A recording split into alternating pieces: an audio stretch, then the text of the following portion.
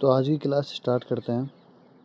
जैसा कि हमने कल लास्ट क्लास में देखा था कि इथोलॉजी क्या होता है, और वहाँ पे हमने देखा था कि जो एनिमल्स होते हैं उनका जो बिहेवियर होता है, कोई भी जो डिफरेंट ऑर्गेनिज्म नेचर के अंदर सर्वाइव कर रहे हैं, एनवायरनमेंट के अंदर जो ऑर्गेनिज्म है वो ह्यूमंस भी इंक्लूड है, वो कैट भी इंक्लूड है, एक डॉग भी इंक्लूड है, बैफलो भी इंक्लूड है।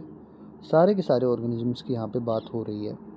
तो जितने भी ऑर्गेनिजम्स हैं एनवायरनमेंट के अंदर, नेचर के अंदर, वो किस प्रकार के बिहेवियर्स को शो कर रहे हैं, वो जो स्टडी है वो इथोलॉजी कहलाती है।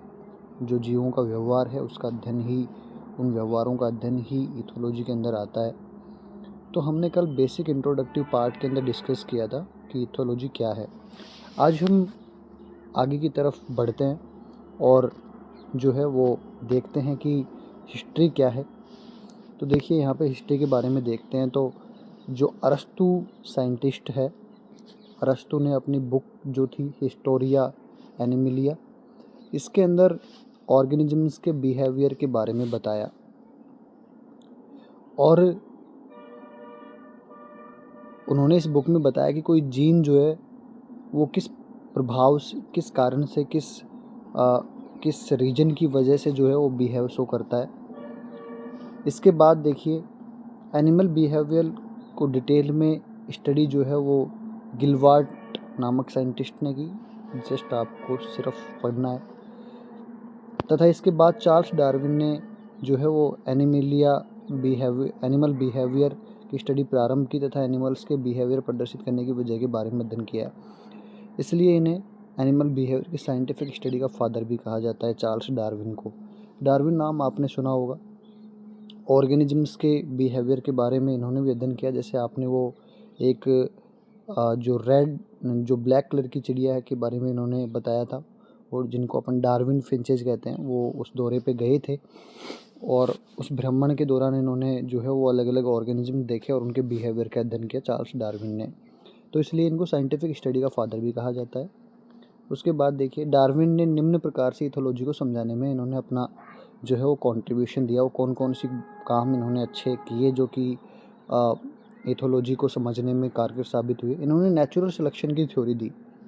देखिए नेचुरल सिलेक्शन बहुत ही इम्पोर्टेंट फिनोमेना है। नेचुरल सिलेक्शन को मैं यहाँ पे थोड़ा सा डिस्क्राइब करना चाहूँगा कि नेचर के अंदर वही ऑर्गेनिज्म सर्वाइव करता है जिसको नेचर जो है वो सेलेक्ट कर लेता है। फॉर एग्जांपल, जैसे नेचर उसी को सेलेक्ट करता है जो कि आज की वर्तमान की जो कंडीशंस हैं उनको बेहतर तरीके से अडेप्ट कर रहा हो। तो ऐसे ऑर्गेनिज्म को जो है वो नेचर सेलेक्ट कर लेती है। इसी को नेचुरल सिलेक्शन कहते हैं। और इसी को, जैसे कोई ऑर्गेनिज्म है वो नेचर के अंदर जो है वो प्रॉपर तरीके से अडेप्ट है नेचर के अकॉर्डिंग, तो नेचर उसको मौका देती है सर्वाइव करने का और उसको सेलेक्ट कर लेती है जीने के लिए कि लाओ तुम अपनी ज़िंदगी जियो, मैंने तुझे सेलेक्ट कर लिया। तो इस तरीके से नेचुरल सिलेक्शन का सिद्धांत दिया जो कि बिहेवियर को समझने में जो है वो महत्वपूर्ण साबित हुआ। इसके अलावा डार्विन ने विभिन्न जीवों के मध्य दर्शाए जाने वाले तुलनात्मक व्यवहारों का अध्ययन किया। डार्विन ने ये भी बताया कि जैसे कोई एक जीव है, दूसरा जीव है, 3 जीव है, तो ये जो 2, 3, 4, 5 जीव हैं अलग अलग, इनके अलग अलग व्यवहार क्या हैं। जैसे कोई कैट है, कोई बिल्ली है, कोई और कोई डॉग है, जैसे ये अलग अलग जीव हैं, तो इनमें क्या कुछ तुलनात्मक रूप से अगर व्यवहारों को देखें तो क्या उनमें डिफरेंस है, उन चीज़ों के बारे में भी डार्विन ने बताया। डार्विन ने जन्मजात गुणों के बारे में बताया, जो जन्मजात होते हैं, हेरिटेबल होते हैं। ये 2-4 बातें हैं, ये आप जो है वो पढ़ लीजिएगा, नोट्स आपके पास पहुंच जाएंगे। अपन चलते हैं बहुत अच्छी बात के ऊपर, और वो बहुत अच्छी बात यहाँ पे आ चुकी है। अब मस्ट लर्न वाली बात यहाँ पे आ चुकी है। ये एक साइंटिस्ट है जिनको आप अभी के अभी जो है वो याद कर लीजिएगा। इनका नाम है लॉरेंज। जी हाँ, आप सोचेंगे ऑरेंज, लेकिन इनका नाम है लॉरेंज। लॉरेंज नामक साइंटिस्ट को आधुनिक व्यवहारिकी विज्ञान का जनक कहा जाता है। देखिए इथोलॉजी को समझने में, इथोलॉजी के जो डिफरेंट एक्सपेरिमेंट्स थे बिहेवियर्स को समझने में, समझाने में, वो लॉरेंज का बहुत बड़ा कंट्रीब्यूशन रहा है। और इसीलिए इन्हें modern behaviour father of modern ethology भी कहा जाता है। लॉरेंज ने बहुत सारे एक्सपेरिमेंट किए जिनके थ्रू हम आगे जैसे जैसे लेक्चर बढ़ेगा हम समझने की कोशिश करेंगे कि लॉरेंज ने ऐसे कौन कौन से एक्सपेरिमेंट्स किए जिसकी वजह से इनका इथोलॉजी को समझने में बहुत बड़ा कंट्रीब्यूशन है। ये नाम जो है वो बार बार आएगा, याद रखिएगा, कोनार्ड लॉरेंज इनका नाम है। ओके सर, आगे की तरफ चलते हैं। लॉरेंज का नाम तो हमने याद किया जिनका बहुत बड़ा कंट्रीब्यूशन है। लॉरेंज देखिए क्या है, क्या इनका सीन है। लॉरेंज एक फार्म हाउस में रहते थे एक्चुअली, ये अभी नहीं है ये दुनिया में, तथा उन्होंने अनेक जीवों को पाल रखा था जिसमें मेंढक, बंदर, डॉग जैसे जंगली कौवे, बहुत सारे ये जीव थे उसके अंदर, डिफरेंट ऑर्गेनिजम्स थे ये बहुत सारे जीव इनके जो है फार्म हाउस में थे। तो क्या हुआ कि कोई जीव जो है वो किस तरीके से बिहेवियर शो कर रहा है, थोड़ा आसान हो जाएगा। तो देखिए यहाँ पे वही बात कही गई है कि इतने जीव उन्होंने पाल रखे थे, उसका फ़ायदा ये था कि एक जीव जो है वो अलग तरीके से रेस्पॉन्स करता, दूसरा जीव अलग रेस्पॉन्स करता, तो तुलनात्मक अध्ययन जो है वो काफ़ी फ़ायदेमंद था। इन्होंने इन सभी एनिमल्स के मध्य तुलनात्मक रूप से कंपैरेटिव स्टडी, देखिए एक ही जीव का बिहेवियर अपन देखेंगे तो फिर अपन ये कंफ्यूज हो जाएंगे कि अगर ये जीव इस प्रकार की कंडीशन में ये बिहेवियर शो कर रहा है तो फिर दूसरा जीव इस कंडीशन में किस प्रकार के बिहेवियर को शो कर रहा होगा। इसलिए इथोलॉजी बोले तो व्यवहारिकी जो है वो एक ऑर्गेनिज्म पर कभी नहीं हो सकती। हाँ हो सकती है, लेकिन कंपैरेटिव स्टडी आपको और ज़्यादा आपको क्लियर कर देती है कि एक जीव पानी मांगने पर इस तरीके का व्यवहार कर रहा है तो दूसरा जीव पानी मांगने पर इस प्रकार का व्यवहार कर रहा है। तो कंपैरेटिव चीज़ें जो है वो ज़्यादा जो है उस चीज़ को क्लियर करती हैं।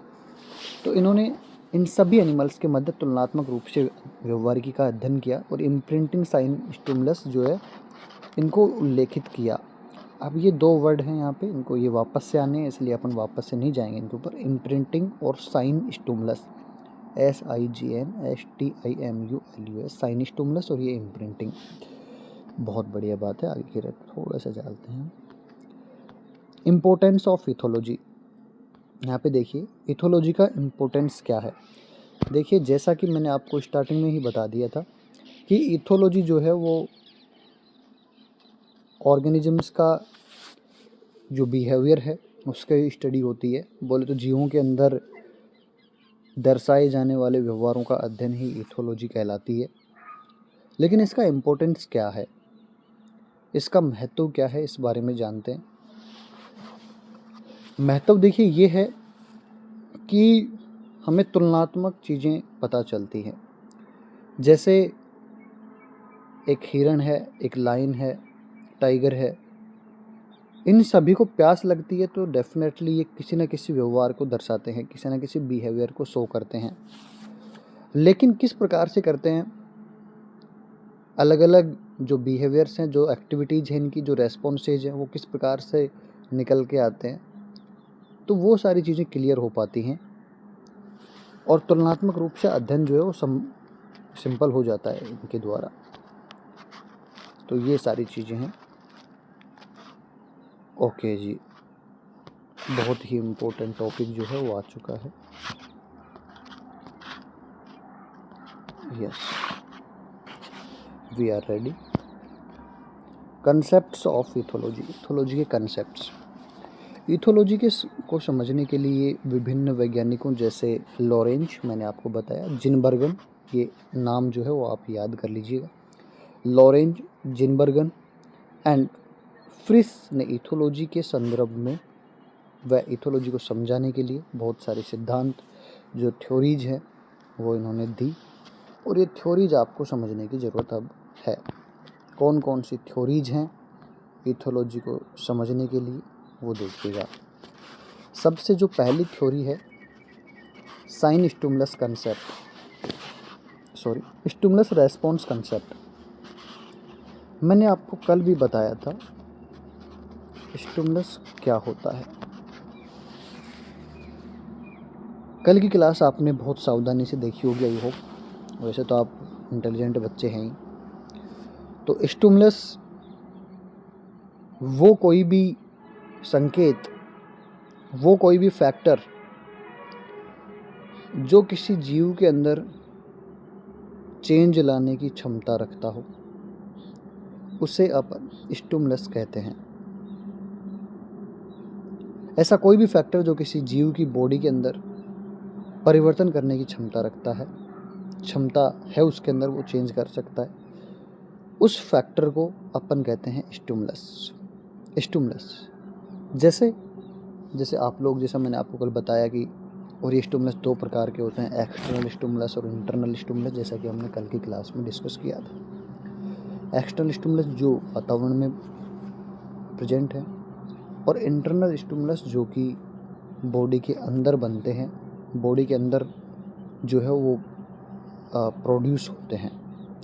तो एक्सटर्नल के अंदर जैसे टेम्परेचर, मॉइस्चर हो गया, एयर हो गया, बाहर से जो भी एनवायरनमेंट से कोई भी ऐसा संकेत जो आपकी बॉडी में चेंज ला रहा है, वो एक्सटर्नल स्टिमुलस है।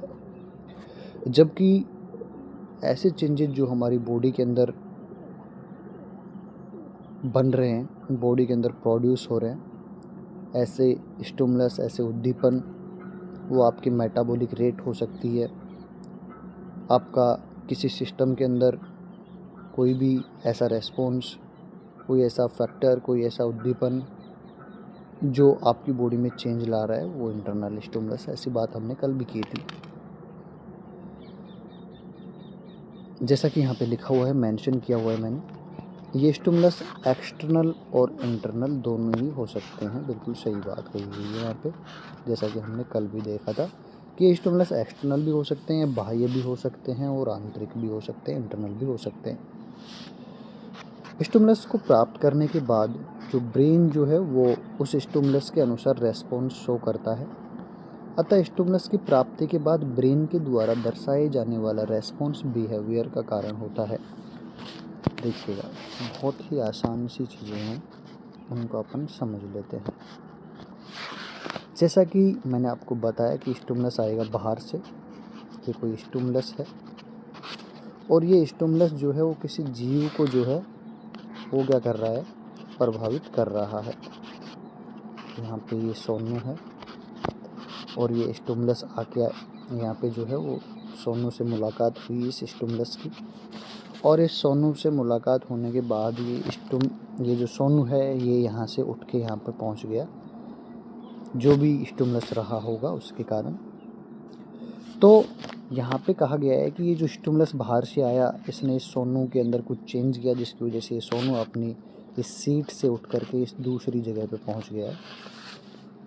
तो कहीं ना कहीं सोनू ने जो यहाँ से उठ के यहाँ पे जाने का जो बिहेवियर शो किया है, या फिर हो सके ये स्टिमुलस जैसे ही इस सोनू से मिले तो सोनू खुशी से पागल हो जाए, झूम रहा है, खुशी से झूम रहा है, हैप्पी है ये, है ना, हैप्पी हो रहा है। हैप्पी वाला इमोजी भी बनाते हैं आप लोग किस तरीके से, हाँ, तो ये हैप्पी हो रहा है, खुश हो रहा है। तो ये जो खुश होने का, ये जो हंसने का बिहेवियर जो शो किया है सोनू ने, तो उसके पीछे स्टिमुलस है।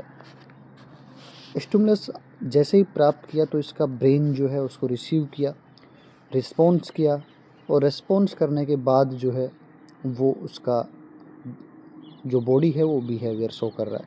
तो इस तरीके से बिहेवियर शो होता है। तो बिहेवियर शो होने के लिए, इसका मतलब मैं इस बात को कह सकता हूँ बिल्कुल कॉन्फिडेंस के साथ कि बिहेवियर जो है, बिहेवियर शो होने के लिए क्या चाहिए सर, स्टिमुलस चाहिए।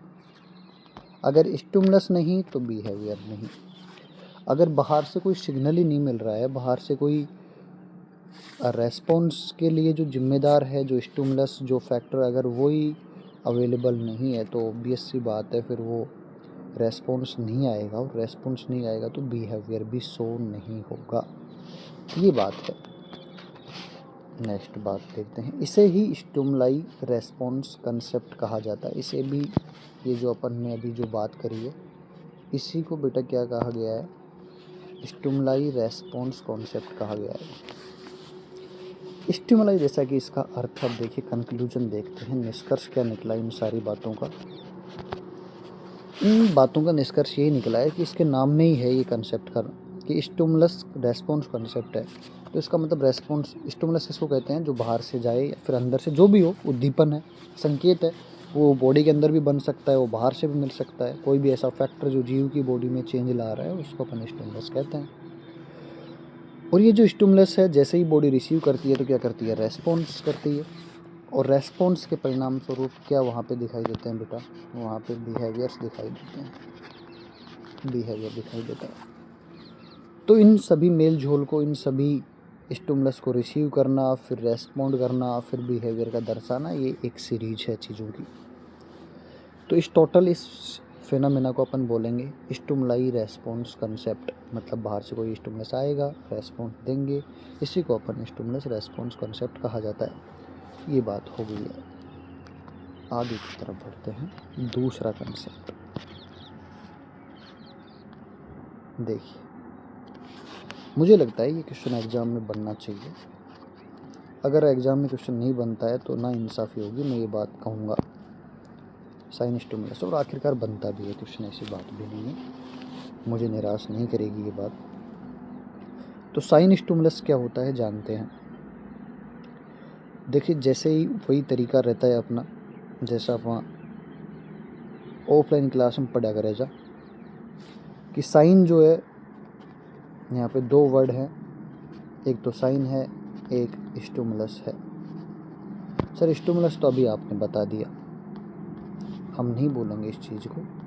आपने बताया है कि कोई भी संकेत वो बाहर से हो सकता है, वो एक्सटर्नल हो सकता है, वो इंटरनल हो सकता है। कोई भी ऐसा संकेत जो किसी बॉडी के अंदर, वो कोई भी ऐसा फैक्टर जो किसी बॉडी के अंदर चेंज लाने की क्षमता रखता है, उसको अपन स्टिमुलस कहते हैं। लेकिन इस साइन का मतलब क्या है फिर? देखिए, आप में से कुछ भावी लोग भी यहाँ पे क्लास ले रहे हैं और वो इस साइन का मतलब समझेंगे सिग्नेचर अपने खुद के द्वारा किए गए।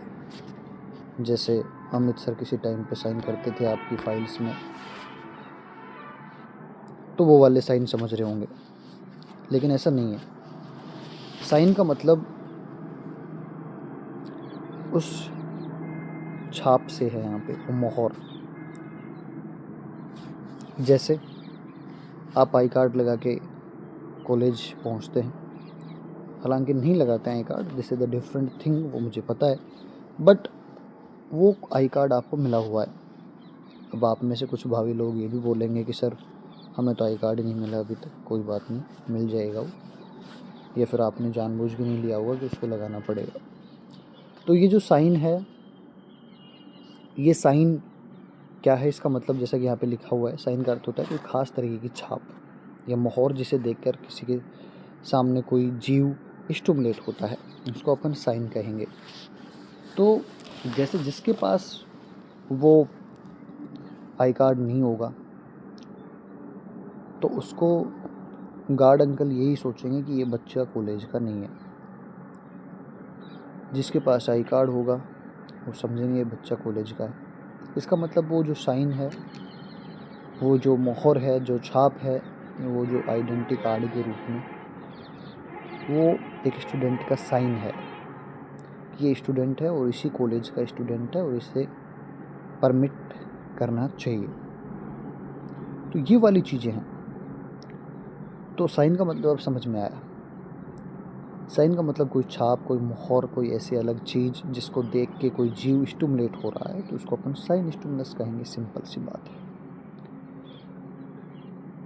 यहाँ पे स्टिमुलेट गार्ड अंकल नहीं होंगे, हालांकि स्टिमुलेट वो तब होंगे जब किसी के पास आई कार्ड नहीं होगा।